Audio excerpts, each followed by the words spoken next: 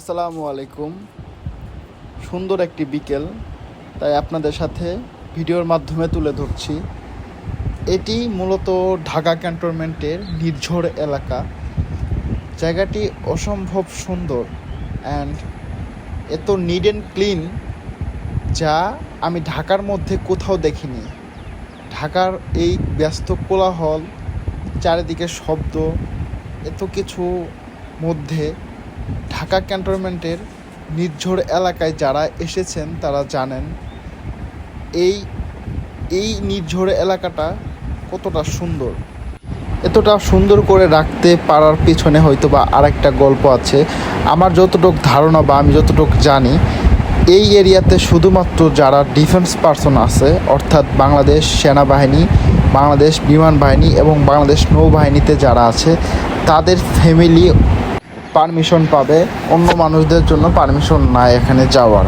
তো এই জন্য হয়তো বা এতটা সুন্দর এবং নিট অ্যান্ড ক্লিন করে রাখছে তারা।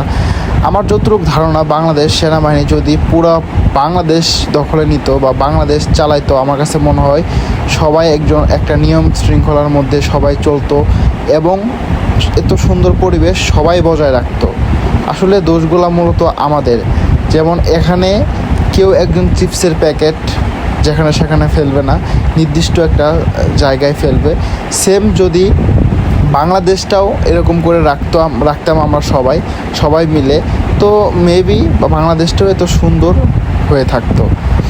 তো আশা করি আমরা নিজস্ব নিজ উদ্যোগে যেখানে সেখানে ময়লা আবর্জনা ফেলবো না, এরকম সব জায়গায় আমরা নিট অ্যান্ড ক্লিন রাখবো আমাদের পুরো বাংলাদেশকে।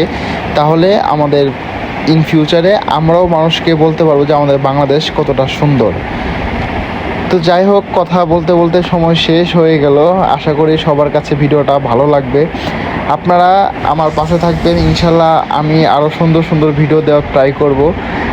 চ্যানেলটি নতুন, আপনারা যদি পারেন দয়া করে সবাই সাবস্ক্রাইব করে এবং চ্যানেলে লাইক কমেন্ট দিয়ে আমার পাশে থাকবেন। ইনশাল্লাহ আমি এর থেকে অনেক ভালো ভালো আপনাদের জায়গা ঘুরিয়ে দেখাবো। ইনশাল্লাহ সবাই ভালো থাকবেন, ধন্যবাদ।